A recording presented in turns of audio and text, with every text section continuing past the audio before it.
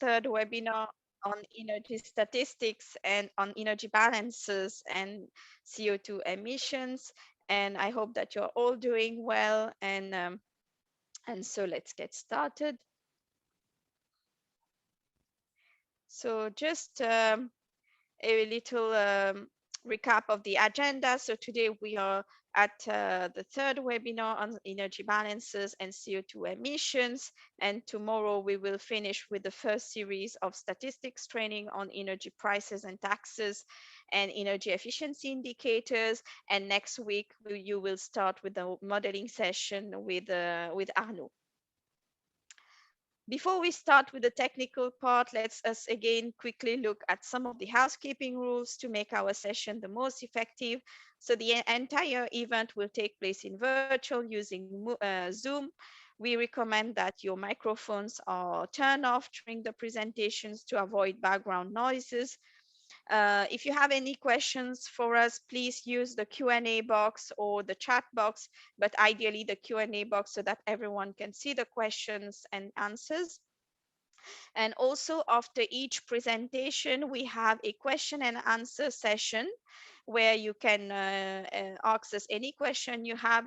And today we will be joined by my colleague Alexandre Wiesel, who is an expert on energy balances, and also by my colleague Puya, who is an expert on CO2 emissions, and they will be able to answer all the questions that you may have. If you have any further questions, even after the webinar, do not hesitate to send your questions to me or to Arnaud or to the Africa program email, and we will be glad to get back to you. So the energy balance, it's a natural starting point to study the evolution of the domestic energy market, forecast energy demand, and monitor energy impacts of energy policies and assess potential areas for action. So today, this presentation, it will be divided into 5 parts. First, we will see what is an energy balance, how it differs from the commodity balance, and how the IEA energy balance is constructed. Then we will see the importance of calculating an energy balance and the advantages you can derive from it, such as generating indicators for analysis and CO2 estimations. We will also study the principles of creating an energy balance. We will look at the IEA methodology and definitions used with a focus on calorific values. I will show you how an energy balance looks like and how the transformation of energy happens in the balance. And finally, we will see how the data from the energy balances we can calculate CO2 emissions from fuel combustion. So let's get started. So the energy balance, it's a presentation of the basic supply and demand data for all fuels in a manner which shows the main fuels together, but separately distinguished and expressed in a common energy unit. The energy balance, it takes the form of a matrix where columns represent all the different energy sources, which are products categories, and the rows represent all the different flows grouped in 3 main blocks: the energy supply, the transformation, energy use, and final consumption.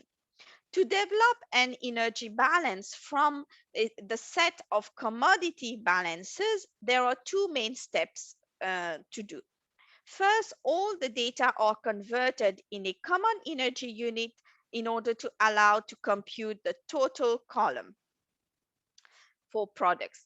And also there are some reformatting that is performed to avoid double counting when summing all the products together. And this format, it allows the easy comparison of the contribution each fuel makes to the economy and their interrelationship through the conversion from one fuel to another. Another way to present an energy balance is through the Sankey flow, which is a graphic format. It is exactly the reverse matrix with the products and flows. It gives a very quick visual picture of the energy sector of the country over time. The arrows here, it shows the energy flows from production on your left side to final consumption on your right side. You can see that flows can be combined, splitted, and traced through a series of events. The width of the arrows are proportional to the flow quantity. So I really recommend you to visit the IEA website. So the link is shown on the screen, www.iea.org/Sankey, and you will be able to see all the Sankey flows for all the countries of the world. And there's also a timeline where you can really see how the energy sector has evolved from 1971 to the latest year, which is now 2018. But in a few months, in a few weeks even, you will even have data for 2019. And it's really interesting to see how a country energy sector and fuel consumption evolves over time. So this is the Nigeria Sankey flow chart, for example. Here, just with a quick glance, you can see that there is a big oil production and biofuels and waste production. Most of the oil is exported, and some of it is the oil products that is produced, imported instead, are all consumed mostly in the transport sector. The main fuel in Nigeria, it's biofuel and waste production, and most of it it's used in the residential sector, which is the other sector. So very quickly, you can also see that there's some gas production, and most of it it's exported, and some of it is used in final consumption, mostly in the industry sector. So it's really nice to have this visual picture. Before we start with the presentation on energy balances, let's quickly do again some interactive questions using menti.com. Now, after two webinars, I know that you're quite familiar with it. So can you connect to www.menti.com? And I will also share my screen to give you the code. So please connect to www.menti.com and use the code that appears on the screen up. So 1090 8289. So I will also put it in the chat box. The code is 1090 8289.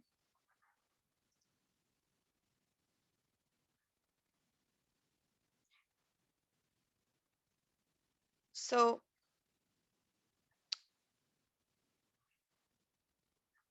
something happened.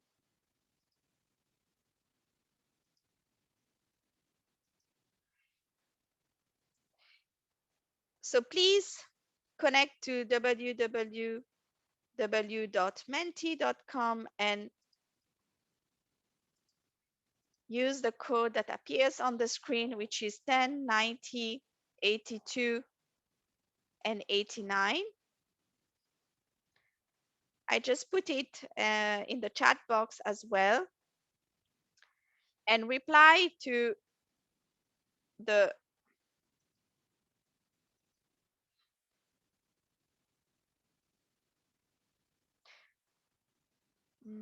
why can't I see the answers today?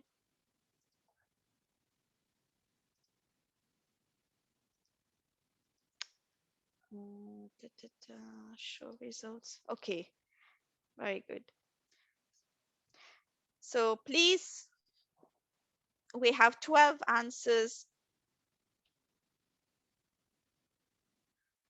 So please connect to www.menti.com and use the code 1090 82 and 89. And the first question is it possible to have a statistical difference which is zero in the statistics balance in the physical units, and then when you convert it to the energy balances, that it's not zero? So here the question is, for example, if you have your natural gas balance, and in the natural gas which you report in terajoules or in cubic meters, you have a zero statistical difference. But then when you convert it to the energy unit, if you convert it, for example, in the case of the IEA, we show our energy balances in uh, kiloton of oil equivalent. So is it possible that when you convert, instead you find something which is not zero in the statistical difference after conversion? So that was the question.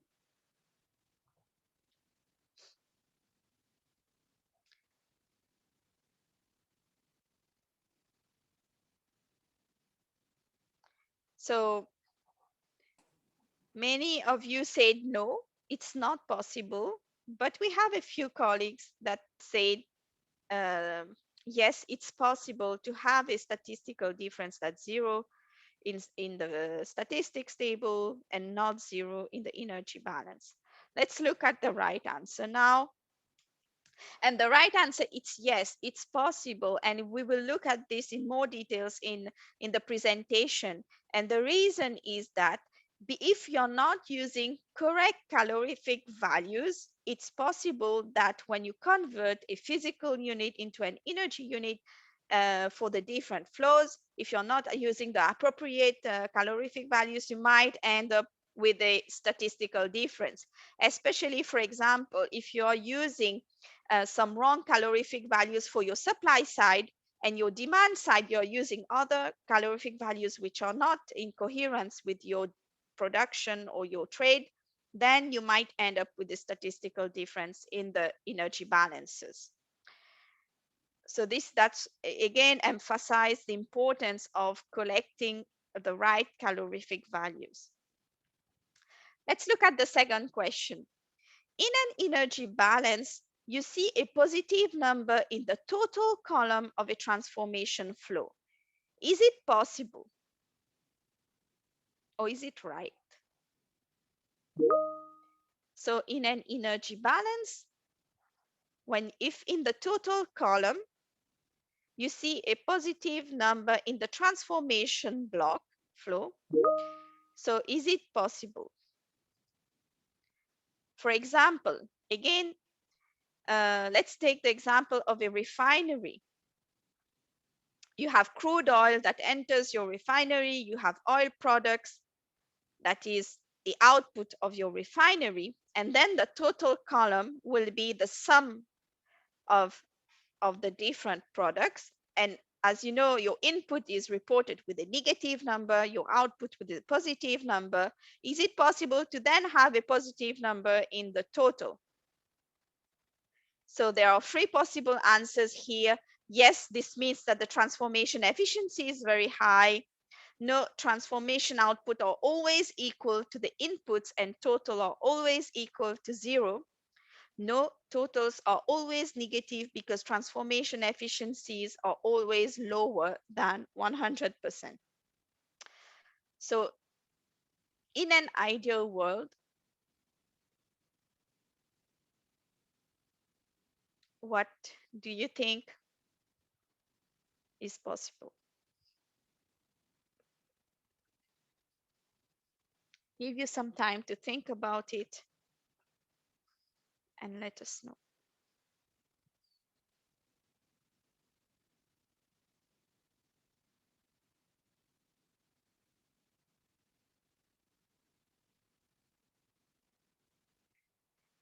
So the answers are quite mixed, but we have a few more that says no, it's not possible because totals are always negative because transformation efficiencies are always lower than 100. And if we look now, I don't at the right answer, but I still see some answers coming in, so maybe I will wait for a few seconds.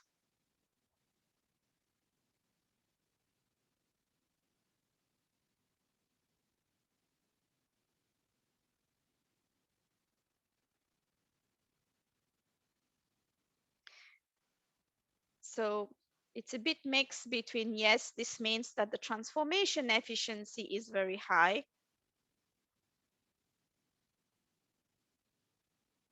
So let's look at the right answer now. We have 25 participants who replied, and the right answer is it's no, it's totals are always negative because your transformation efficiencies are always lower than 100%.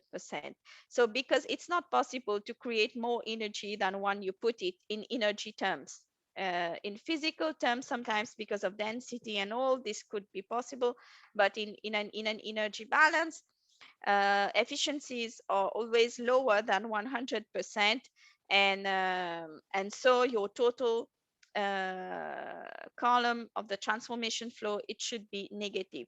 If you find that it's positive, then this is something that you need to query with your data providers and see if something is wrongly reported, either for the input or for the output. So now let's move to the presentation itself now. So I will share my screen again.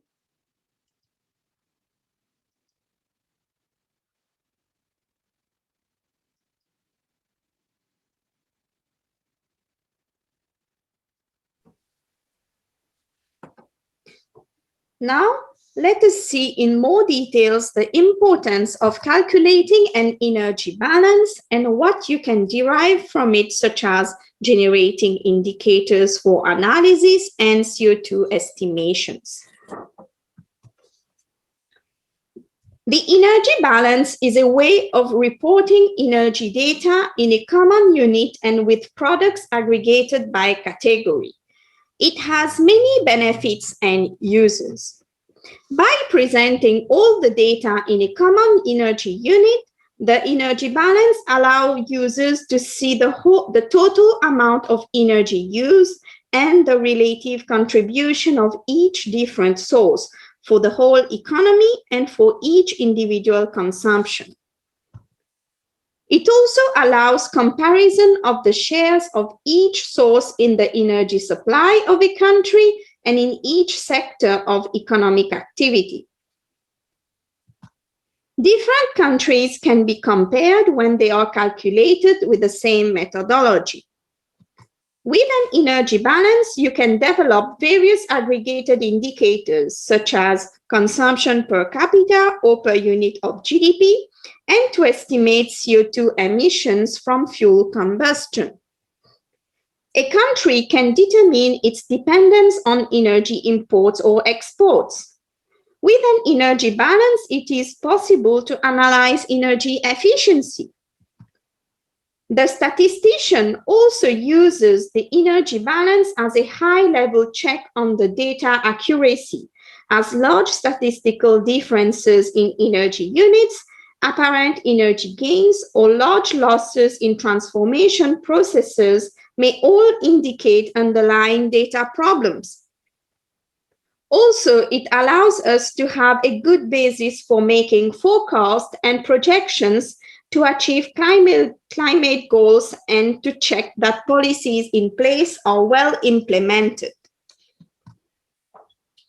If you want to exploit the full potential of an energy balance, it is recommended to combine energy statistics with economic indicators. These new aggregated indicators allow us to understand how energy impacts society and economy. For example, we can calculate the energy intensity and self-sufficiency of a country. Energy intensity is a measure that is often used to assess the energy efficiency of a particular economy.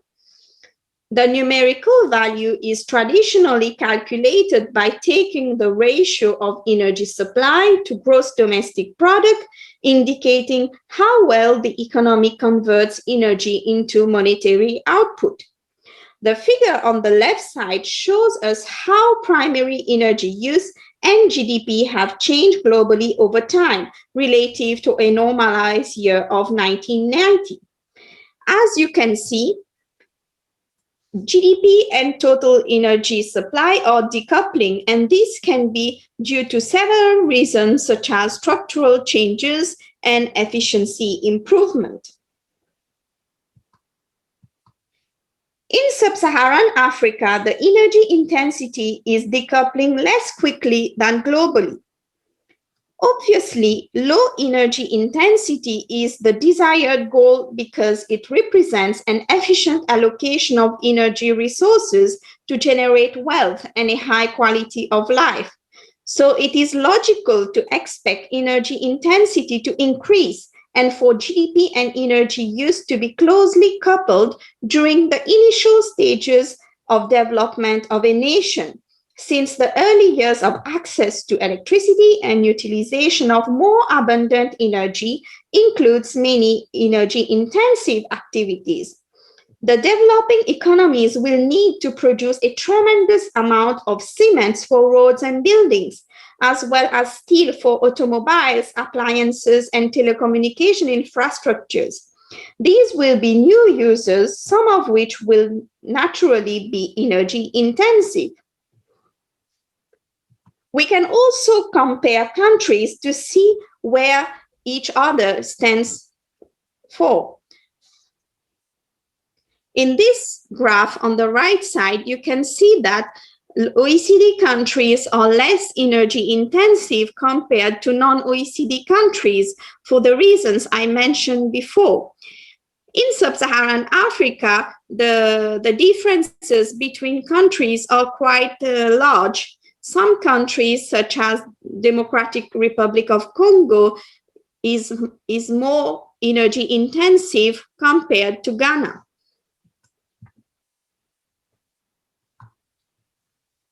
Another indicator is self-sufficiency. The energy self-sufficiency rate is the ratio between national primary energy output and consumption of primary energy in a given year. This rate may be calculated for each energy types or overall for all types of energy. A rate of over 100% indicates a national production surplus in relation to domestic demand and therefore net exports. For Africa, if you remove biofuels from the energy mix, then the self-sufficiency declines a lot.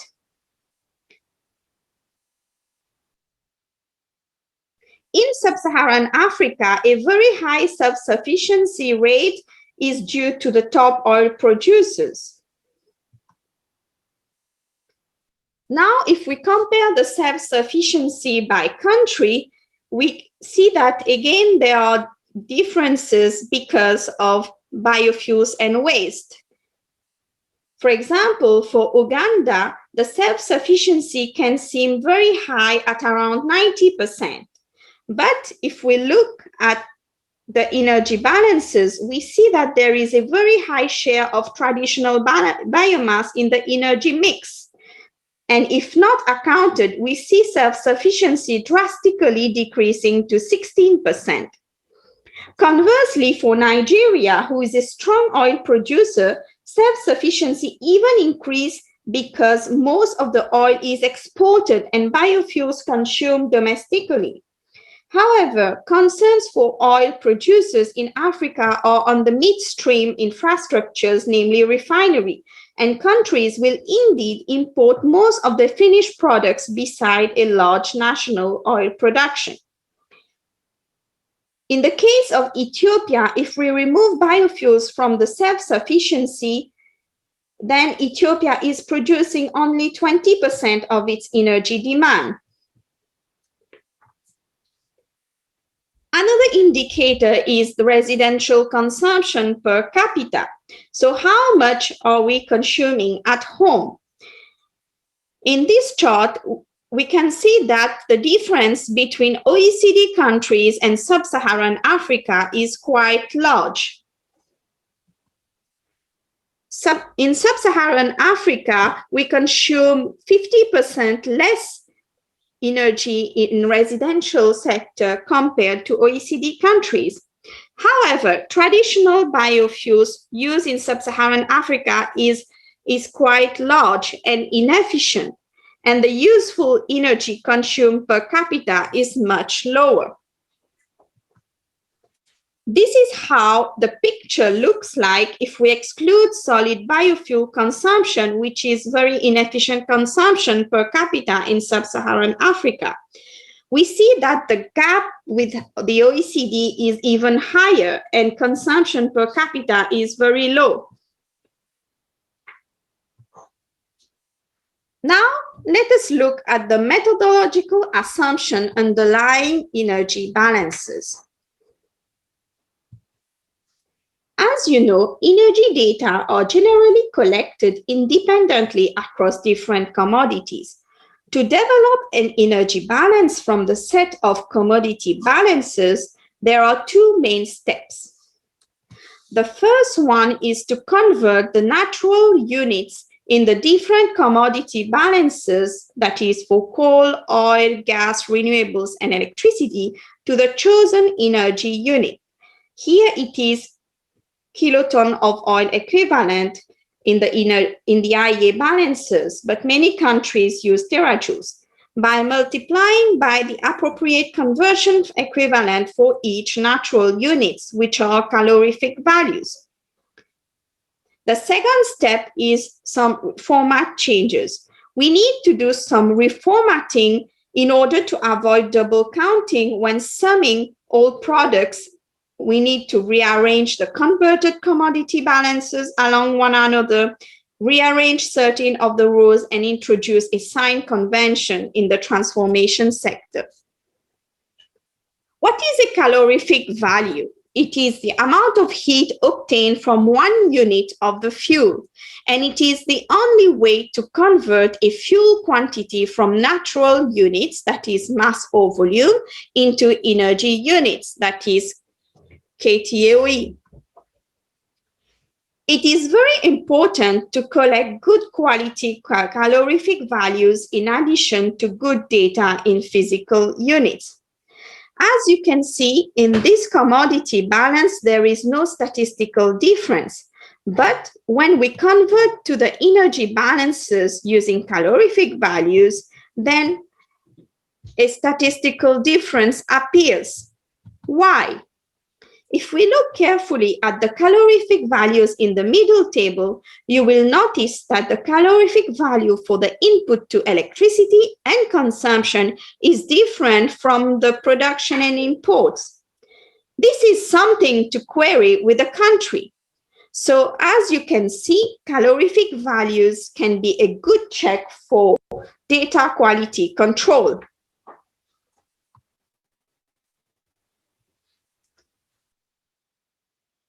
Now, let us look into more details at the principles of an energy balance.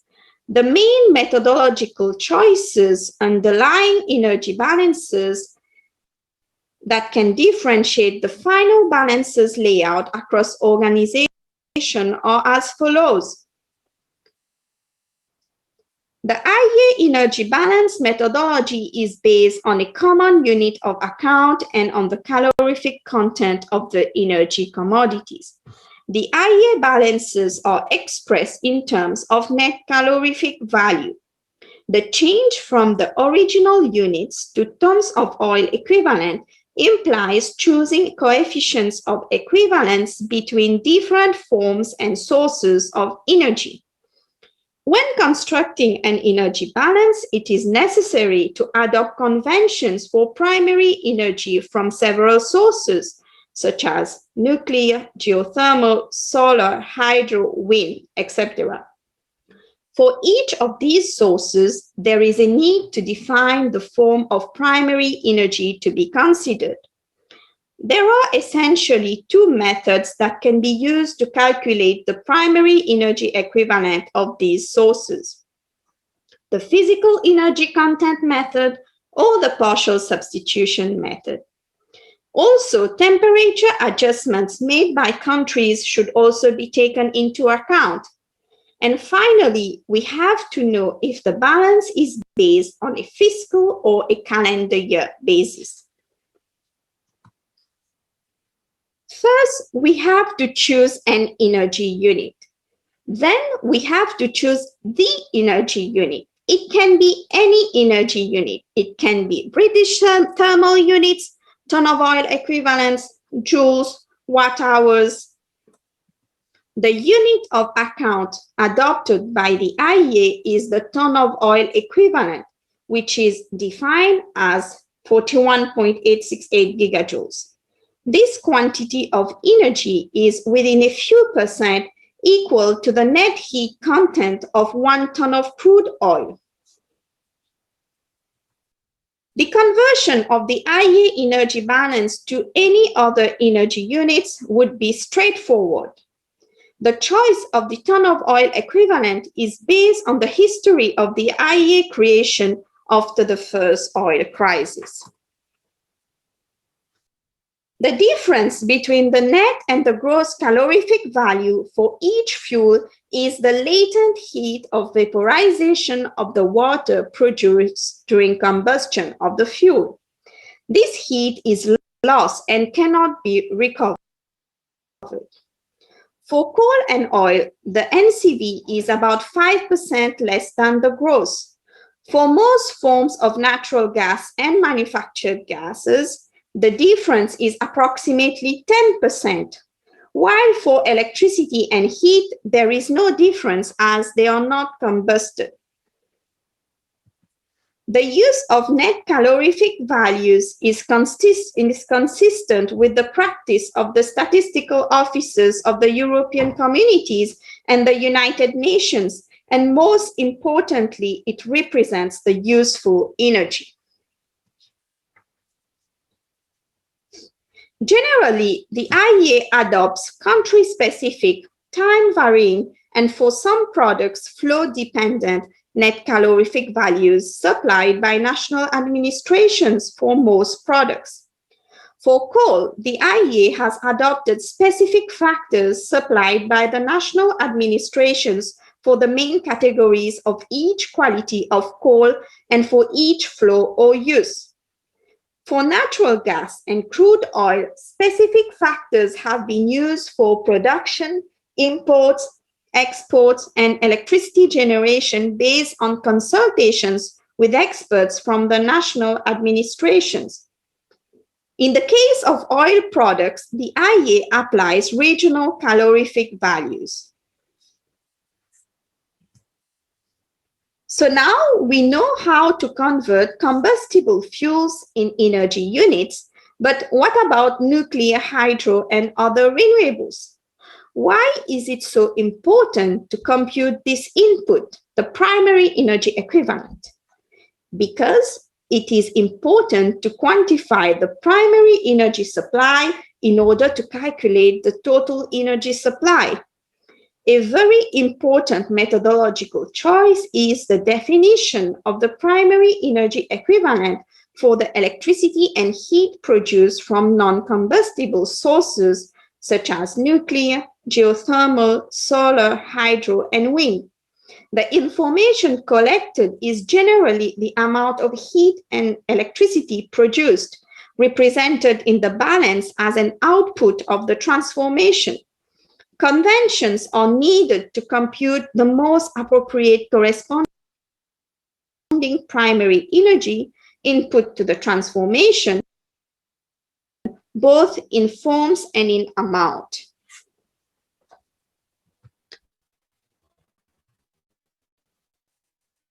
For each of the following sources, the most appropriate corresponding primary sources, that is nuclear, geothermal, solar, hydro, wind, tidal wave, ocean, and solar PV, there is a need to define the form of an amount. For each of the following sources, that is nuclear, geothermal, of primary energy to be considered. For instance, in the case of hydro energy, a choice must be made between the kinetic energy of falling water in the turbines and the electricity produced. For nuclear energy, the choice is between the energy content of the nuclear fuel, the heat generated in the reactors, and the electricity produced in the nuclear reactor. For solar photovoltaic electricity, the choice is between the solar radiation received and the electricity produced. The principle adopted by the IEA is that the primary energy equivalent form should be the first energy form downstream in the production process for which multiple energy uses are practical. The application of this principle leads to the choice of the following primary energy forms: heat for nuclear, geothermal, and solar thermal, and electricity for hydro, wind, tidal wave, ocean, and solar photovoltaic. We have now identified the form of the energy input, but now we need to quantify it. There are essentially two methods that can be used to calculate the primary energy equivalent of these energy sources. The partial substitution method, which at the IEA we do not use anymore, and the physical energy content method. The physical energy content method uses the physical energy content of the primary energy source as the primary energy equivalent. As a consequence, there is an obvious link between the principles adopted in defining the primary energy forms of energy sources and the primary energy equivalent of these sources. For instance, in the case of nuclear electricity production, as heat is the primary energy form selected by the IEA, the primary energy equivalent is the quantity of heat generated in the reactors. In the absence of country-specific information, the IEA estimates the primary energy equivalent from the electricity generated by assuming an efficiency of 33%. This is derived as the average efficiency of nuclear power plants across Europe. For geothermal electricity, the primary energy equivalent is the quantity of heat, and a similar back calculation is used when the quantities of steam supplied to the plant are not measured. So assuming a thermal efficiency of 10%. This figure is only approximate and reflects the fact that the steam from geothermal sources is generally of low quality. If data for the steam input to geothermal power plants are available, then they are used directly as primary energy equivalent. Similarly, for solar thermal plants, the heat supply is back calculated assuming a 33% efficiency of conversion of heat into electricity, reflecting relatively low working temperatures, although central receiver systems can reach higher temperatures and therefore higher efficiencies. In the case of hydro, wind, and solar PV, as electricity is the primary energy form selected, the primary energy equivalent is the physical energy content of the electricity generated in the plant, which amounts to assuming an efficiency of 100%. So when the primary energy form is heat, we have losses. Let us see a few examples to illustrate this concept. For wind, as we have an implied efficiency of 100%, so with 1000 TOE of electricity produced, the primary energy equivalent is 1000 TOE of wind. In the case of nuclear, as the implied efficiency is 33%, so for 1000 TOE of electricity produced from nuclear, the primary energy equivalent is around 3000 TOE of nuclear. In the case of geothermal electricity, as the efficiency is 10%, so for 1000 TOE of electricity produced from geothermal, we need 10,000 TOE of geothermal. For geothermal heat, the efficiency is 50%. So for 1000 TOE of heat produced, we need 2000 TOE of geothermal. Now, let us look again at the energy balance in tabular format and how to read it. These are the key elements to understand in an energy balance. We have three distinct blocks. The top part, which is the energy supply block, the middle part, which is the transformation and energy use part, and the last block, which is the final consumption. The last two blocks are what we refer to as demand. Only production of primary products are shown in the production row in order to avoid double counting. Secondary products are shown in the transformation block. That is why for oil products and electricity, the production cell is 0. The total energy supply row allows users to see the total amount of energy used and the relative contribution of each different source. Do you think this country is producing oil products? In the transformation block, there is a sign convention. Negative values represent an input and positive values represent an output. Transformation losses appear in the total column as negative values. In the total final consumption block, you have all the different sectors consuming fuels such as industry, transport, residential, and non-energy use. In this table shown in this slide, the energy balance is cut. That is why in the total final consumption, you are seeing only industry, but the table continues. As all fuels are reported in the same unit, then we are able to compute the total products column. In the transformation sector, the negative value in the total cell represents losses of the transformation process. I hope that this presentation has helped you understand some of the dynamism of the energy balances. Here are some key takeaways from the balances.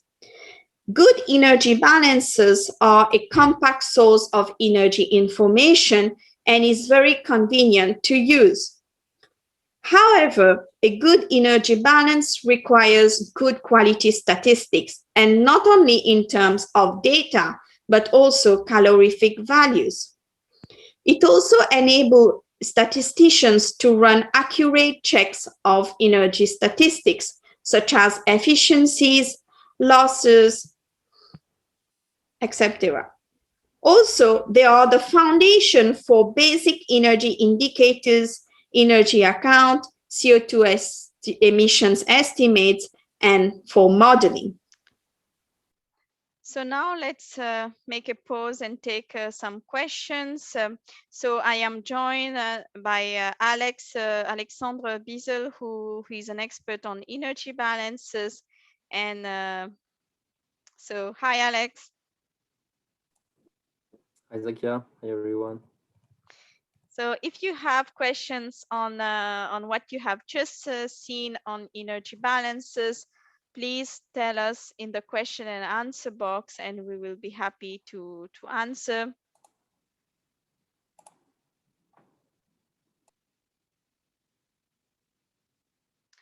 I know that there are some of the components of the methodological choices that you make when building the energy balance. Some of them it's quite complex to understand, especially when you have to define the primary energy form and calculate the primary energy equivalent. So this is something that when you just listen to it like that, it doesn't sink in easily. I think I saw someone who raised his hand. So Mr. Ahmad Amin, do you have a question?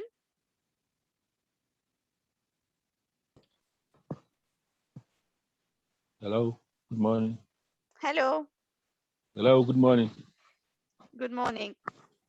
Yes, do you have a question? I have a question on the geothermal, solar, and wind. Okay. How can we calculate their efficiencies?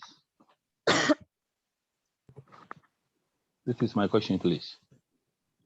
Thank you. Yeah, so thanks for your question. Okay. As Zakia mentioned, for those one, the efficiency are actually conventions. They are not measured Okay. because, but let's say for wind, you could think of taking the energy from the blade from the wind. Yes.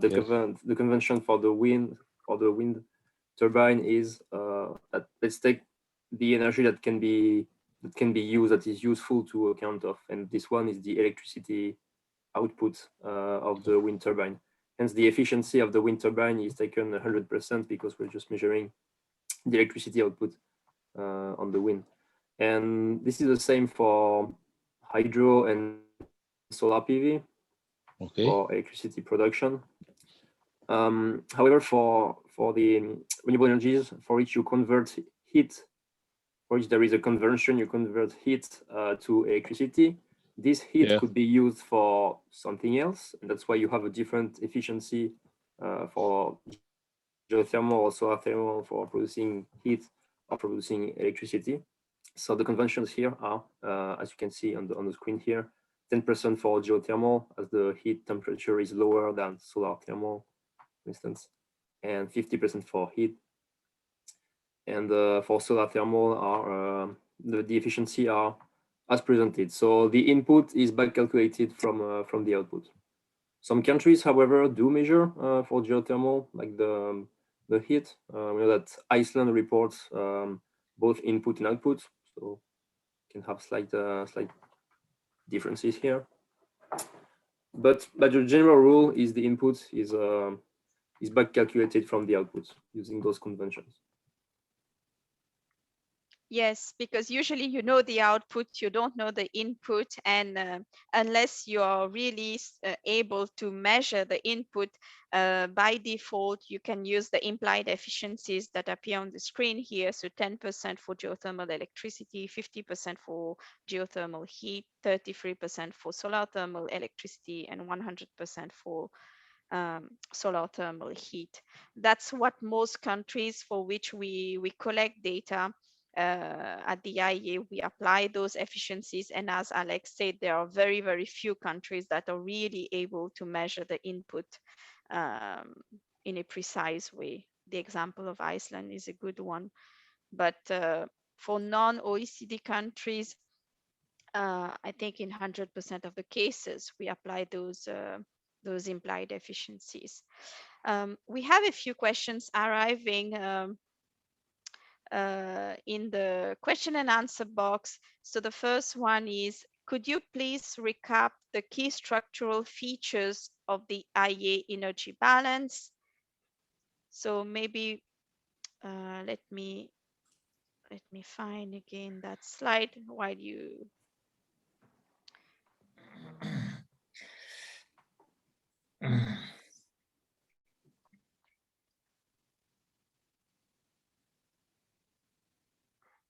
Key structural. Okay, share screen.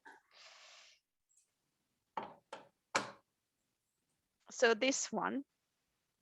So here, as you have seen during the presentation, in an energy balance, you have all the products that are in the column, and all of them we report it in a common energy unit. So you can choose whatever unit you want to report it. In the case of the IEA, we use the ton of oil equivalent, but we also use the joules. Especially this year, we are reporting in the 2 units. So whatever energy unit that suits your country, you can use. And in the different rows, you have the different flows. So on the top, and usually the flows, it's separated in 3 blocks. So you have the supply block from production to stock changes. And then you have the transformation block, where you report all the different transformation processes that you have, but you also report here the energy on use of the different processes as well as the losses. And then you have a third block, which is the final consumption block.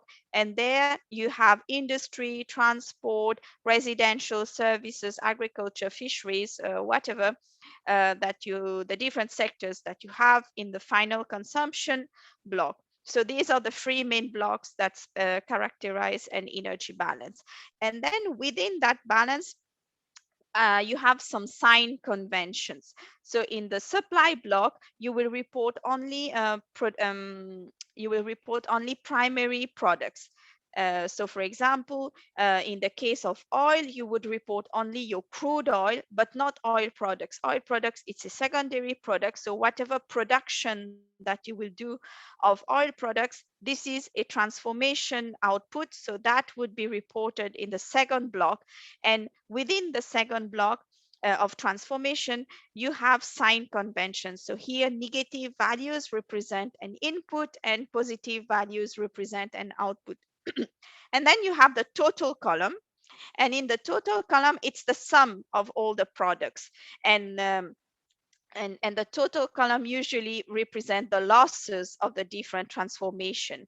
So here, for example, in the case of refinery, you have X amount of crude oil input, Y amount of oil products output, and then in your total, it's the sum of the two, and usually it's a negative amount. If you have a positive amount here, it means that your efficiency is above 100% and you need to query your country. I think, like, briefly, that's and then you have in the final consumption, it's all positive values. Here it's really the consumption that's happening in the different end use sectors. So that was on the first question.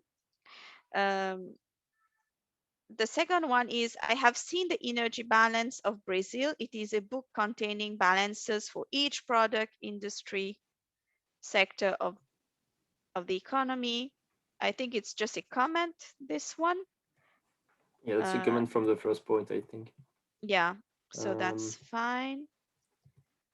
Next question. How do you know that your energy balance is accurate, especially in the Nigeria situation where there are missing information?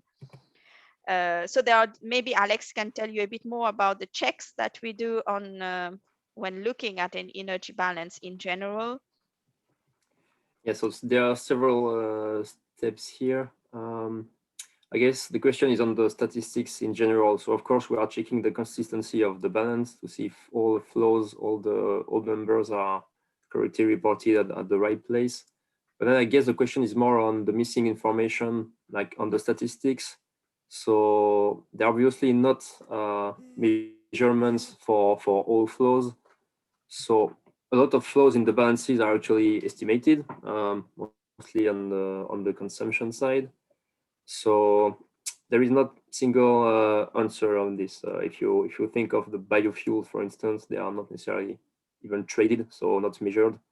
So there are some estimations that are done even on the ministry side or on the IEA side, and the balances are only published when it's considered that everything is covered or somehow estimated in the countries. Then of course there are some margin of errors depending on the country, depending on the product.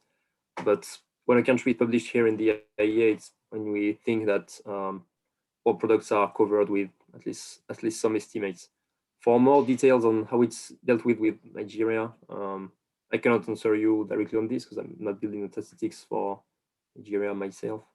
But yeah, if I can add something here, at the IEA, we publish data that are sent to us by the national statistical officers. So we trust our national counterparts. We trust the government to provide us with good data, as we are not the one collecting the data at the base. So this is the first thing. The second is that the way we can check the balance is that we can compare the balances with countries with similar economic structure, who have similar activities. So this is a kind of rough check that we can do and see if there's not something crazy that is reported. And then we do all the arithmetic checks. We do the different checks like for efficiencies and all, to make sure that the balance that we receive internally, it makes sense. But that's our checks. And then we can also make checks like we can check the consumption versus the activity that is happening. So for example, you report a certain amount of fuel consumed in the steel production. We can check that with the steel, with the activity, how much steel is really produced produce in the country and see if that makes sense as well. But we cannot check if the data that was collected initially that is accurate. This is more difficult for us to check if everything is covered and all. But there are other checks. For example, if a new refinery has come out, has just been built, this we can check and see if you're really, if there's a new production activity in the refinery sector in your country. This we can check, has there been a new refinery that has opened, or if something is happening in the power sector as well, we can check this, we can do this kind of cross checks. Or it can happen that some data are available for certain years based on a survey from certain years or certain part of the country. Then the national administration could extrapolate the data using population on data on GDP, for instance. So yeah. The next question is, the table you presented, is it the final summary? What or where is the starting point? So here it's true that what I presented, it's the energy balances. But the starting point, it's first we receive data from the national administrations. They send us data in different forms. It can be Excel files, it can be PDF, it can be a report, or sometimes we go and download data on national websites. Once we have those data, we create the commodity statistics tables. So for each fuel, we create the different tables. Then we use those commodity statistics, and then we apply conversion factors, calorific values, and we create the energy balances. So there are different steps to reach the energy balances here. So on Tuesday, we look at commodity statistics with the Nicola. So that was like the first step for us once we received the data from the national administrations. Then with those commodity statistics, after having checked that they look fine, we convert it into energy balances. And then with those energy balances, we will calculate CO2 emissions. So that was done. Next question, why do you benchmark efficiency of wind plants against 100%? This one, Alex, I don't know if you want yes, to say. yeah. Why do we take 100%? Again, this is a convention. You could think of the efficiency of, I don't know, the conversion of mechanical energy to electricity, or from the wind power to mechanical energies in the blade. But this is not considered something to be useful to estimate or to collect as data, because really the only output that is useful from the plant is the electricity output from the wind turbine, and that is really what you can measure also, and what is useful from the plant.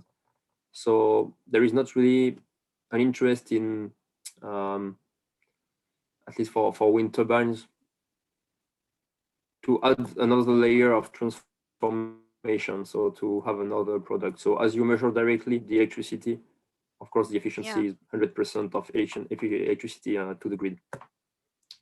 So exactly. That's again in convention. Where do you consider that the energy is taken from the environment? Thank you. So last question is, from your experience, what are the main challenges and steps to overcome them while preparing a robust energy balance? You want to say something on this, Alex, and then I can complement? Yeah, I think here the main thing is we need to make sure that the data, the commodity statistics is correct, because the energy balances, it's an end result of the commodity statistics.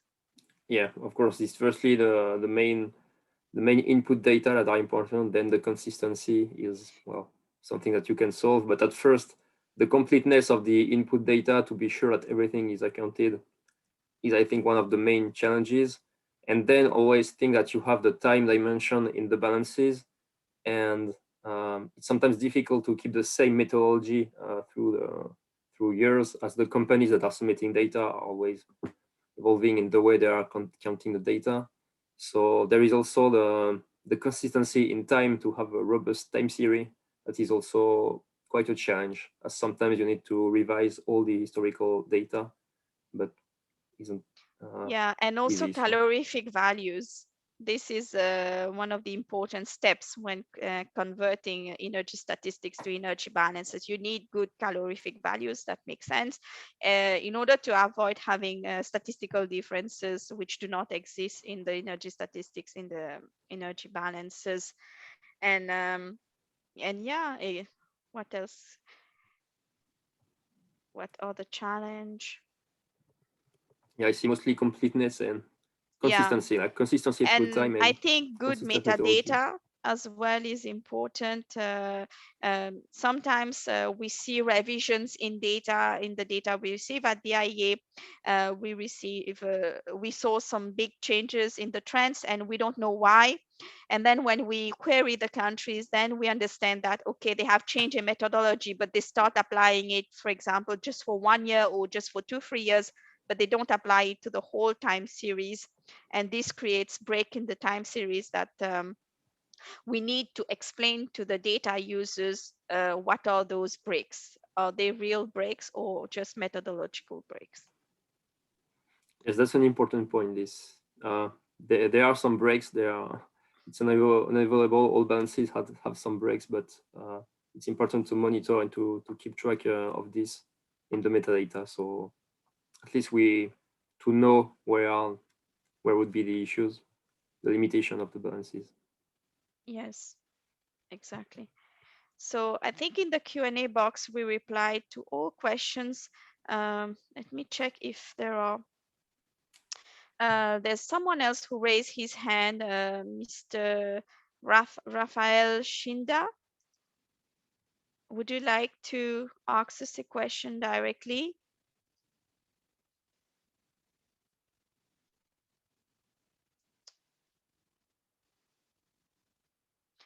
No. So then I think we can move on with the next presentation on CO2 emissions. Thank you very much, Alex, for joining and helping with answering the balances question. So Thank you. let me share again my screen.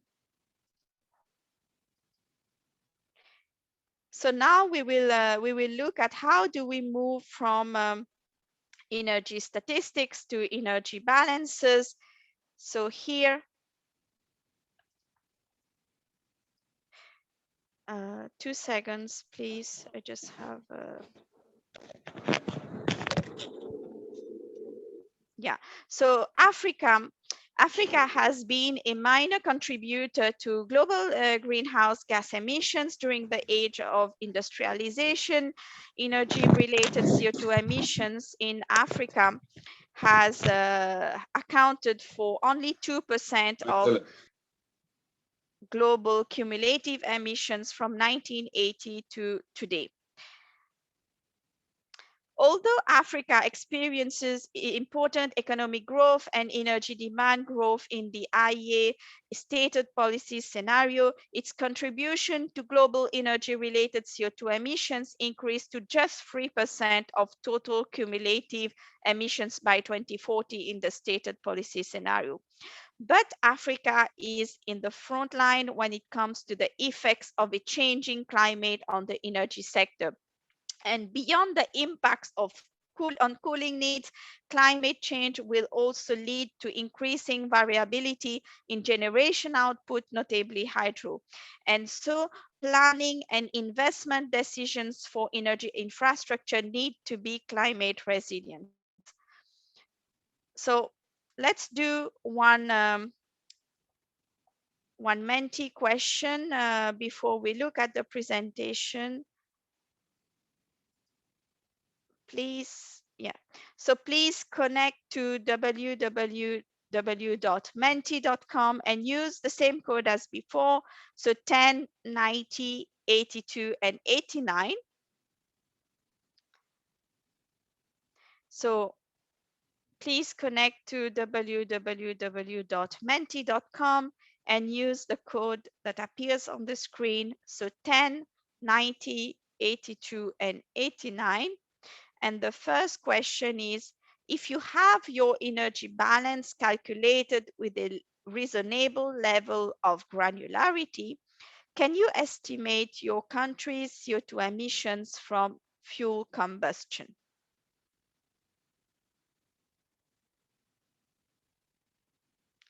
So I give you some time to think about this and answer the question.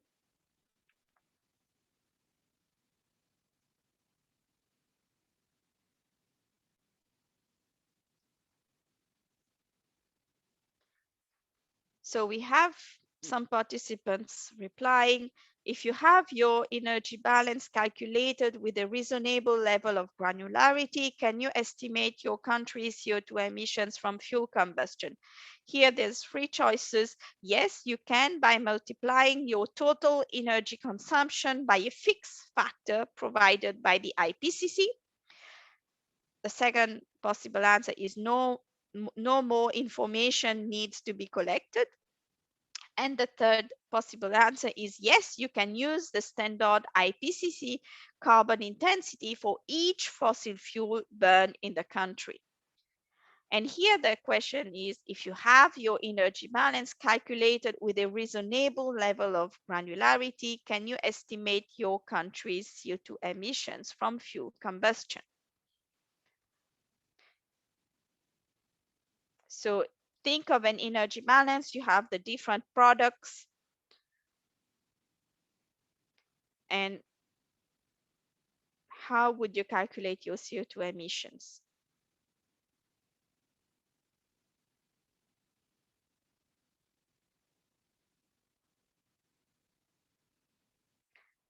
So the answers are quite splitted between the first and the last one.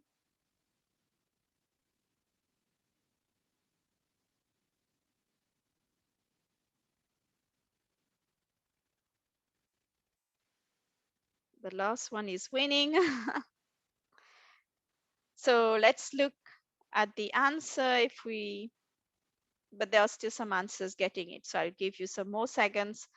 So think about an energy balance picture. So you have your different products and the flows. And because here we are saying with a reasonable level of granularity, so you have an energy balance by fuel. And how would you calculate your country's CO2 emissions from this balance? Would you just use the total energy consumption and you just multiply that by a fixed factor? Or you would use the standard IPCC carbon intensity for each fossil fuel, because you calculate CO2 emissions by fuel for coal, oil, natural gas, and apply it to the energy balance values. So I think I gave you a bit of hints. So most of you got the answer right. And the answer is yes, you can use the standard IPCC carbon intensity for each fossil fuel burned in the country. And this is what we will look at in the next presentation, where my colleague Puya will explain in more details. So now I will share now the rest of the presentation. Just give me a few minutes.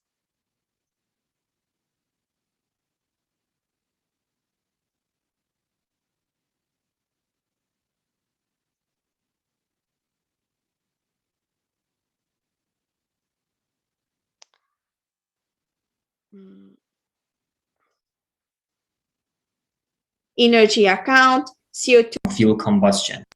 emissions estimates, and for modeling.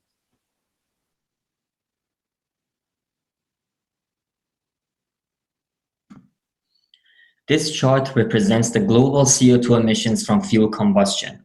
The share of the OECD countries in global emissions has decreased from over 55% to around 35% in less than 20 years. However, the global emissions have increased at a pace of around 2% per year, mostly driven by the emission growth in the non-OECD countries. The small blue line on top represents the sub-Saharan Africa emissions, excluding South Africa, and the orange line represents the other African countries. Despite a strong increase in the past 20 years, they correspond to only 4% of the global CO2 emissions while representing about 15% of the global population.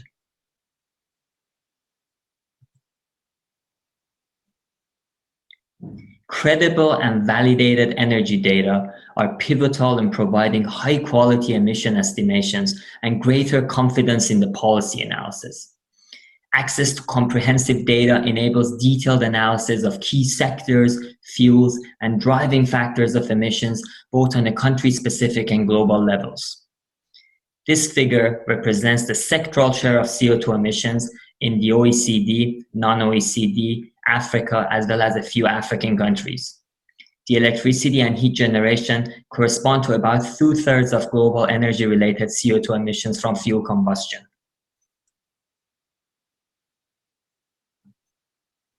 Disaggregated data allows allocating the emissions associated with power generation to the end sectors and provide a more complete understanding of real drivers of CO2 emissions. The graph on the right represents the sectoral emissions after reallocation of power generation emissions to the end sectors. As you can see, in the OECD countries, buildings, transport, and industry are together responsible for about 85% of total emissions, while among the non-OECD, industry alone represents more than 50% of the total share. In the sub-Saharan Africa, however, transport remains the highest source of emissions, representing 50% of the total.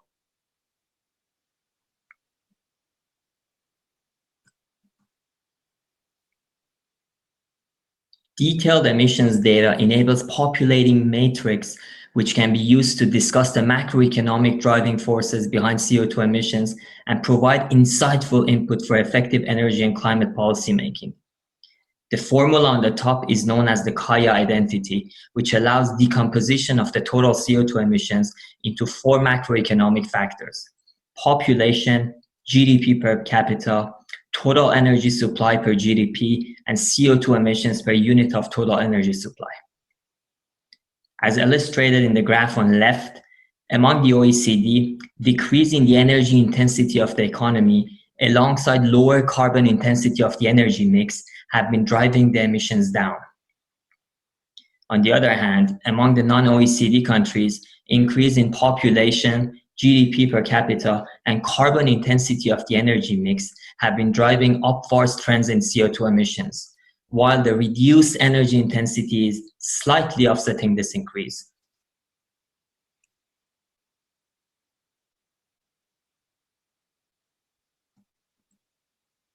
In Africa, the increase in population and wealth are the main drivers of emissions increase.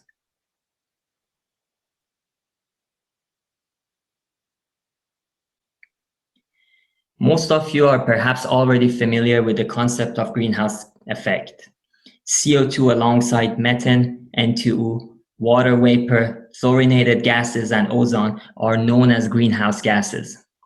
The greenhouse effect refers to the circumstances where the short wavelengths of radiation from the sun pass through these gas molecules, but the longer wavelengths of the re-radiation from the Earth's surface are unable to pass through them. The trapping of the long wavelength radiation leads to more heating and a higher resulting global mean surface temperature. CO2 is the major contributor to global warming, and combustion of fossil fuels is the main source of global anthropogenic CO2 emissions.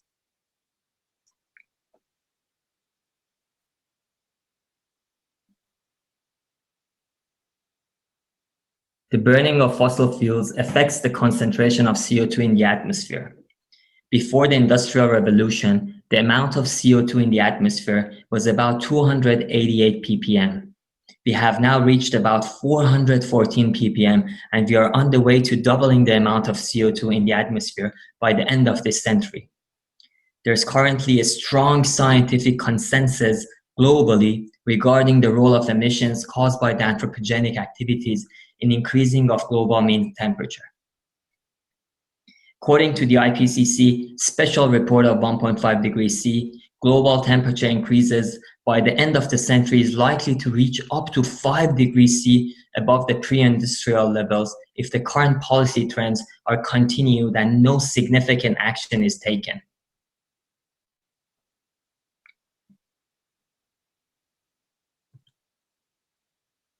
The United Nations Framework Convention on Climate Change, UNFCCC, is an international treaty adopted in 1992 to address climate change.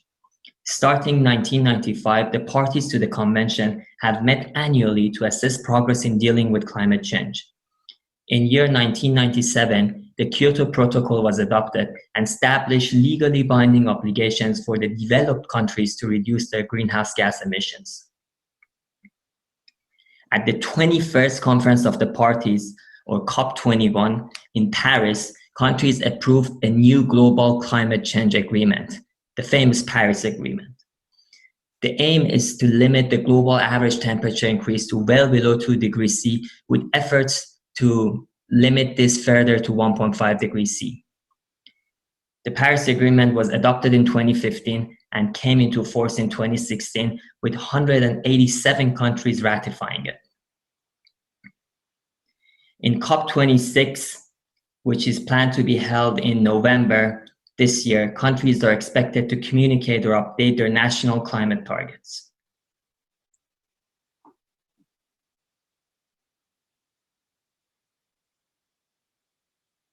The IPCC, with the help of IEA, has developed and refined an internationally agreed methodology for the calculation and reporting of national greenhouse gas emissions.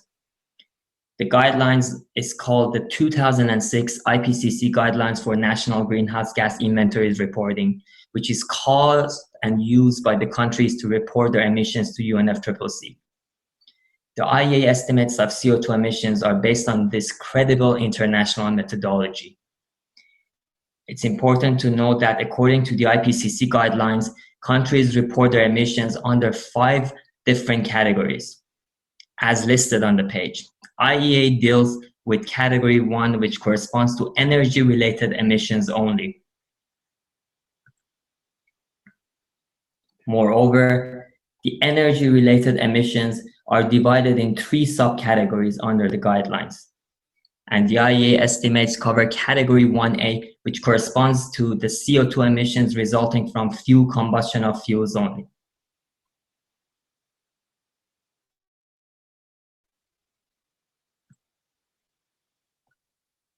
However, as shown by the graph, energy is at the core of the greenhouse gas estimation, and the CO2 emissions from fuel combustion, which are covered by the IEA analysis, correspond to around 3/4 of total global greenhouse gas emissions.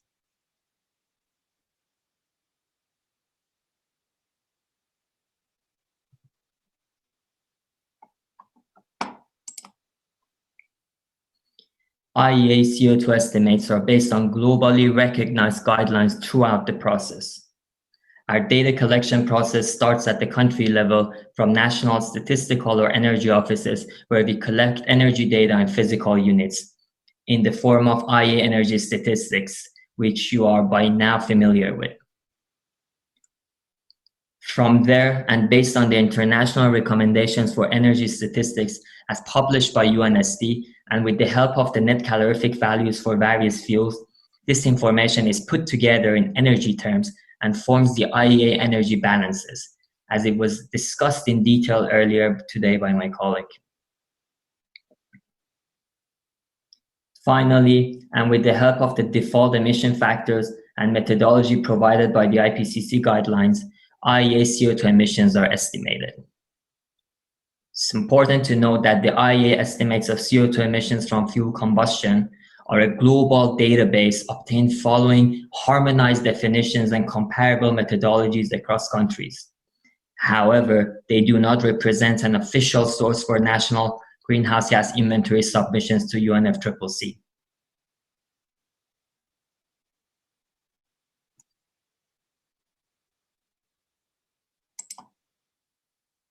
The IEA uses the simplest, the Tier 1 methodology to estimate CO2 emissions from fuel combustions based on the IPCC 2006 guidelines. Based on the Tier 1 method, the CO2 emissions from fuel combustion for a given fuel are calculated by multiplying the amount of fuel consumed in energy terms by the default fuel-specific emission factors provided in the IPCC guidelines. The computation follows the concept of conservation of carbon, which assumes that all carbon contained by the fuel burnt is oxidized and emits CO2. Emissions are then summed across all fuels and all sectors to obtain the national totals.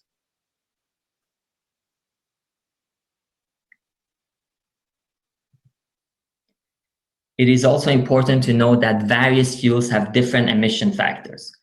For example, as you can see on the graph, combustion of a unit of a carbon-intense fuel, such as a blast furnace gas, corresponds to around 5 times of CO2 emissions, comparing to when the same amount of natural gas is combusted.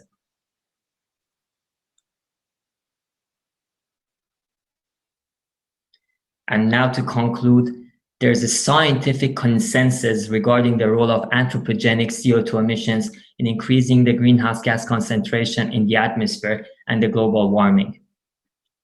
Effective emissions mitigation requires collaboration on a global level, and up-to-date and accurate information on greenhouse gas emissions are essential for effective climate policy making. And most importantly, the greenhouse gas emission estimates are only as good as the energy statistics which underlies them.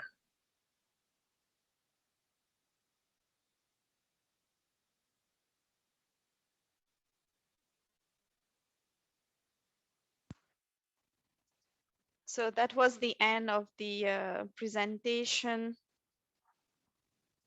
So now I'm joined by my colleague Puya, who is an expert on CO2 emissions. Hi, Puya. Hi, Zakia. Hello, everyone. So if you have any questions, please let us know in the question and answer box, and Puya would answer them. So that's the first question. What does P represent in the CO2 emission calculation, Puya? Yeah, if you go back to the slide, it might be useful to elaborate on the slide a little bit more. But to answer the question, P represents population.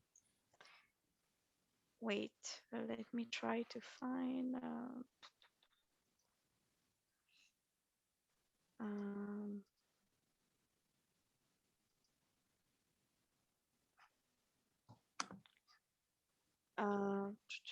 Wait, I'm trying to find that slide.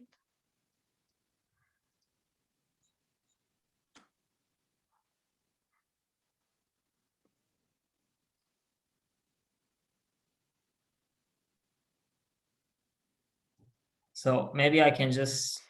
Yeah.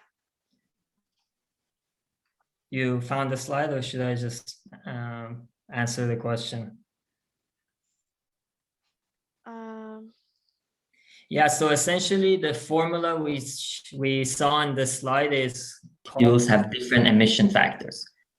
For example, as you can see on the graph, combustion of a unit of a carbon-intense fuel such as... It's just this one before, right? This one? No, it was before this. It's the... Even before? Yeah.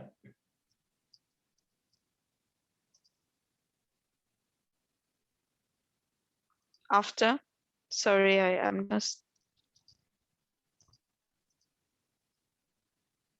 Maybe even before these. Maybe I'll look at the presentation. It's easier for me. Yeah, so I can just answer the question. The formula we saw was called the Kaya identity, which allows decompositing the emissions into 4 macroeconomic factors, which drives the emissions. The 4 factors we saw was the population, which was represented by P. One of them was... I saw. You found it? Yeah, wait, I'll share it. Thank you. This one. Exactly. So it's just a decomposition of emissions into the 4 macroeconomic factors which drive the emissions. The population, the second term is GDP per population. The third one is essentially the energy intensity of your economy, so your total energy supply per your GDP. And the fourth one is the carbon intensity of your energy supply mix. So it's CO2 over your total energy supply. And with that, you can have an understanding of what are the fundamental driving factors of the emission trends in each country. So for example, if you go to the next slide, Zakia, please. This In one? Africa, yeah, in Africa, as you can see, the population has been substantially increasing in the past 20 years or so. And at the same time, we have a slight decrease in the GDP per population, while the blue line, which represents the carbon intensity of the energy mix, has remained relatively flat in the past 20 years. And there has been a slight enhancement in the energy efficiency. So the energy intensity of the economy has actually decreased a little bit. But overall, you can see that the overall result is an increase in the total CO2 emissions, mostly driven by the increase in the population and at the same time, increase in the wealth, which is the GDP per population. I hope Thanks. that answered your question. I think there's another question regarding what role does the IEA intend to play in the management of socioeconomic and environmental impacts of the energy transition in emerging economies, especially for countries like Nigeria, who depend on fossil fuels to thrive? That is an excellent and important question. And we actually have started a committee here within the agency, which is called the Just Transition Committee, which is formed to start the dialogue and necessities required around ensuring that the transition required around the world and specifically in the emerging economies is managed in a just and sustainable manner, both in terms of transferring the skills required and at the same time including the diversity and inclusion, which are also pivotal in maintaining this just transition, which we need across the globe. Thank you. And one last question on the two CO2 emissions formula. So it's the Kaya and the CO2 emissions formula, right? Yes, so I think the Kaya we explored you just more, explain so maybe it. the next one. This one. So this is the main equation which is used by us to estimate CO2 emissions from fuel combustion. And it's the Tier 1 method provided in the IPCC guidelines. So essentially, you only need to multiply your activity data, so your fuel consumption in energy terms, by the default emission factor, which is fuel specific and provided in the guidelines, as you can see. And with that, you sum up the results over all the products and all the sectors to calculate the country national CO2 emission totals. I think that should answer the question, but if there's any following questions. So there's a new question. Which sector is the highest contributor of CO2 emissions globally, the industry or the transport? That is very close hand to hand, and globally, I believe the latest numbers, as far as I remember, it's slightly transport is higher than industry, but it's very close globally. And in Nigeria, it's interesting to see that transport by far is the highest emitting sector. Over 60% of the Nigerian emissions are transport related. Thank you. Yeah, it depends also on which year we are talking. Because of the COVID, transport in 2020 went down a lot. So true, it would have been industry in 2020. So do we have other questions? No, we have a few more minutes. So if you have questions for Puya, take the advantage of us having him with us now. Just ask any questions you might have on CO2 emissions.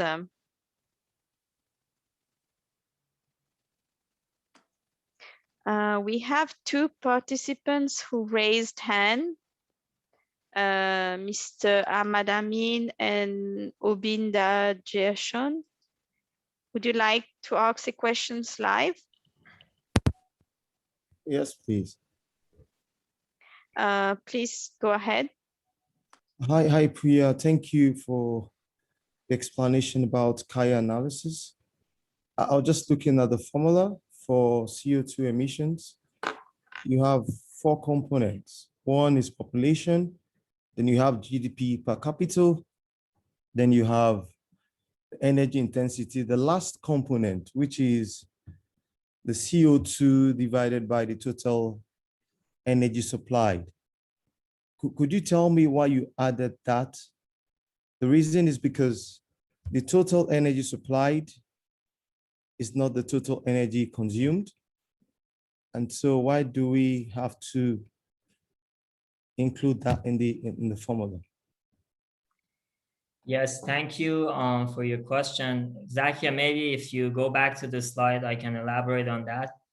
But essentially, this Kaya formula is to look at the macroeconomic factors. So we're looking at the supply side of the energy mix and not at the consumption side of the energy mix. As you can see, we also had the energy intensity of the economy described as the supply of the energy over the GDP or growth, and not as the consumption of the energy. And with that, in order for the formula to function, you also had to define the carbon intensity of the energy as the carbon intensity of your energy supply, and not the final of the not the final consumption of the energy. So yeah, it's just for the four macroeconomic factors. We have to also take into account that although this gives you a very good overall look of what is driving your emission trends, but these factors are also not fully independent from each other. So when we look at this analysis, we should always look with care and considering these limitations. Yeah. Thank you. Thank you. Thank you. Thank you, everyone. So I don't see any more questions. Then I think we can move on with the exercise. So, hello. Hello, Zakia. Yes, Mr. Ahmad. Do you have a question for Puya? Yeah, I want to ask about, do you have any figures for the current emission levels in Nigeria? CO2 emission levels in Nigeria, the recent data, the values, do you have? For 2019, I think the number of emissions. Yes, we do have the latest figure that we have is for 2019, because that's how we have our statistics run, which we will be publishing in the next few days, actually. So in the next 2 weeks or so, we will be publishing the 2019 figures. And I don't have the number on top of my head. I don't know what the figure is, but yeah, we will be publishing the 2019 figures in 2 weeks or so. But in your previous presentations, you made mention that the last time you got energy statistics data from Nigeria was in 2014. I don't know how you get the data now to calculate for the values of 2019. I think when Nicola presented the data that he received, so Nicola is the one who made the energy balances based on the different sources that he received for energy, and then Puya is the one who makes the CO2 estimations based on the data that Nicola puts together. Okay, thank you very much. Yeah. Yeah, I'll be waiting for the. Yeah, I'm not sure about the source of our energy data for Nigeria. That would be a question for my colleague. Yeah, I mean, on Tuesday, Nicola presented the different data sources that he used. There's a lot of secondary sources. So he uses Sedigas for gas, IRENA for renewables, and he puts together all the different pieces, but there's no main, like we don't receive like a full statistics commodity balances from Nigeria. And this is what we are looking. Yeah, we don't yet. Yeah, we don't yet receive it. So this is what we are trying to get. And we are looking for people to cooperate with us on this so that we get a consolidated energy statistics from Nigeria to have just one source. Yeah, but for the moment we are the one that's putting together different puzzles. Yeah, and you are using secondary data mostly. Yes. Okay, no problem, it's acceptable. But we would like to improve that. This is what we are hoping, that after the training there will be greater cooperation and we will be able to have primary data sources. Okay, okay. Thank you very much, Zakia. Thank you. Yep. Thank you. So if we don't have any more questions for Puya, we can let him go, and we will move on to the exercise session. No more questions? Then thanks a lot, Puya, for joining today and helping answer all the questions. And now I will. Yeah, thank you, Zakia. Thanks, everyone. Have a nice day. Thank you. Bye. Bye-bye. So I just shared the screen for the exercise. So I hope that some of you have been able to take a look at these balances and CO2 emissions exercise. It's a very small one. And let me know if you have any questions after if you have tried to answer it. So this second exercise, it's again on, if you remember, on Tuesday, we look at natural gas and electricity, but this was commodity statistics, so it was fuel specific and in different units. So natural gas, we had collected data, we were looking at data in million cubic meters, then we had converted it into terajoule, we had looked at electricity in gigawatt hour, and now when we move to energy balances, we put together all the different fuels and convert it into one main energy unit.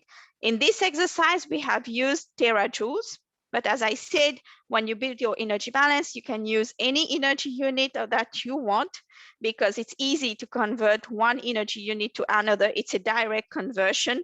Whereas when you convert from a physical unit to an energy unit, you need calorific values. But from energy to energy, it's fixed factors, easy. So the first question is, you have received this energy balance, and you had the yellow cells that were to be filled. And the first question is, why the coal and electricity plants, cell 11 and E, so C11, sorry, cell C11, and crude oil, this one, CD11, and the refinery numbers here, so E12. Why are those numbers negative? So again, here, this is what we have been looking at today in the transformation sector. Negative values represent an input and positive values represent an output in the transformation sector. So in this case here, coal that goes into the electricity plants, natural gas that goes into the electricity plants, and crude oil that enter the refineries, they are inputs to the transformation process, and they are negative. They are put with a negative sign. And next, and you would see here that the output of those transformations, so the oil products that come out of the refinery, it's with a positive sign. The electricity produced from the different fuels that have been inputted to the electricity plant, all that electricity is put with a positive sign in the cell K11. So the second question was, using the results from the exercise 1, the one we look at on Tuesday, complete the simplified balance here for the year 2019, use terajoule as unit. And you also need to complete the natural gas balance and report hydro, wind, and solar PV. And here, note that we are using net calorific values. Your energy balance, it's always reported in net terms because we want to look at the useful energy. And so for natural gas, how do we do it? If you remember here, we had the natural gas balance here, which was in gross terms. And now we need to fill here in net terms. So you take the values there, you just multiply it by 0.9, because we know that for natural gas, the difference between the net and the gross calorific value, it's 10%. So you really just go and so for example, for production, you go here, L, where is For 2019, it's in column L28. You multiply it by 0.9 and you get your number for production. And you do the same for the different flows. So that was for natural gas, very easy. And for electricity as well, this information, you had it here in this electricity balance. So you fill out here the electricity numbers. Your total, it's the sum of them. And how do we fill now for hydro, PV, and wind? We know that for those three fuels, it's 100% efficiency. You know the output. To calculate the input, you apply 100% efficiency. So it's just equal to the number here. But here we need to convert, because here your electricity, it's in gigawatt hour. You want your table up here, the input to be in terajoule. So here you have to convert from gigawatt to terajoule. So you take your value electricity output, you multiply by 3.6, which is the conversion factor. You get your electricity input. And what would you put in production? Production, it's the same as what goes into the electricity plants, because for hydro, all hydro is just used in electricity for electricity production. So here you just remove the negative sign, because that sign convention, it's only in the transformation sector and you don't need to apply it to your production. So here you just remove the negative sign. So that was it for the question 2. The question 3 is looking at the refinery transformation. Do you see anything wrong and why? So let's look at the refinery. You have minus 495 terajoule input and you have 532 output. If you calculate your refinery efficiency, which is output divided by input, you remove the negative sign, you get 107. So it's above 100%. So you're having gains. And if you look at the total column, you can see the positive value, which gives you the gains. And this is not normal. And here we know that in energy terms, you cannot have energy gains. In physical terms, it's possible because we could have a different density for oil products. So here, what does it mean? It means that either the input or the output is wrong. We need to see which one is wrong. And there could be possible different reasons why we are having issues. It could be because we are applying wrong calorific values. We have incomplete observations, so we did not sum together all the inputs or all the outputs. It could be that we need to see where the problem can be. And if we study a bit more the balance, we see that for oil products, there's a big statistical difference. So most probably it's the oil products that have issues here. The statistical difference, it's a good indicator of the quality of your balance. So here we have a big statistical difference. And so this is something that we would query with your data providers. Next question is calculate the CO2 emissions for total supply and electricity generation for each fossil fuel and as a total, and also calculate. So let's do the first question first. So here we have to fill those parts, the yellow cells here. The question is to calculate your emissions for total energy supply and for electricity generation. So how the formula for calculating emissions is you take your fuel consumed and you multiply it by the emission factor provided here by fuel. So here we have the emission factors for coal, oil, natural gas, and crude oil and oil products. So for coal, for total energy supply, you take the number in the coal total energy supply, you multiply it by your coal emission factor. Here, the emission factors, it's in ton of CO2 per terajoule. But here we want the emissions in kiloton of CO2, so you divide by 1,000 to get the correct unit. Same for natural gas. You take your amount of natural gas in total supply, you multiply it by your natural gas emission factor, and you divide by 1,000. You do the same for oil, and the total emissions for total energy supply, it's the sum of the different fuels. For electricity generation, same thing. You take your input to the electricity plants. Here we have the negative number, the sign convention. You remove the sign and you multiply it. You take the positive number, you multiply it by the emission factor. Same process for the different, for natural gas as well. Your natural gas input to electricity plants times your natural gas conversion factor. There's no crude oil and oil products for electricity, and your total emissions, it's the sum of the different fuels. The last question was, calculate for each fossil fuel generated electricity the CO2 emission intensity in gram of CO2 per kilowatt hour of electricity generation. Also calculate the average carbon intensity in the country. So here, how do we calculate the electricity CO2 emissions intensity?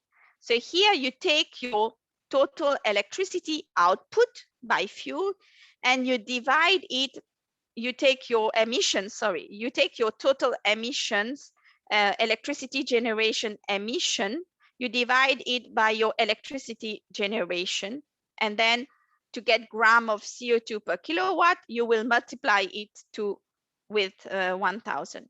So for coal, it's 809 divided by 688 times 1,000. For gas, it's 355 divided by 598 times 1,000. And your average efficiency would be your total emissions from electricity generation divided by your total electricity output times 1,000. So that was the exercise on energy balances and the calculation of CO2 emissions. I think in this exercise, you saw a bit all the different points that we have looked at during this session today. I really recommend you to try and to sit down and try to do it by yourself. It will help you also understand some of the concepts that we have looked during the presentation. And if you have any questions, you can let me know, or you can do the exercise, send it to me by email. I can do the correction for you without problem. I keep saying it every time, but I really would like you to participate fully on the exercise. And that's it on my side. We have a few minutes before closing, so let me know if you have any question. I don't see any question. I think you're trying to digest all this information, which is good. So for today, it was on balances and emissions. Tomorrow, we will close the statistics part of the training, and we will look at energy prices and taxes, because at the IEA, we do collect energy and user prices and taxes information by country. I will be joined by my colleague Domenico, who works on the topic. And we will also look at energy efficiency indicators. It's a very important topic. And we will look at what the IEA is doing in terms of energy efficiency, the data that we are collecting. We don't collect such information for many African countries anyway, except South Africa. We don't collect it for other countries. And this is what we are also trying to engage with countries to try to see how we can help develop such indicators, which is very important. So I see two people who raise hands. I'm not sure if it's hands from before or new ones. I'll just allow you guys to talk. Mr. Abdullahi Shehu, do you have a question? Or Mr. Hello. Amadamin, I think it was from before, I don't know. Hello. Hello.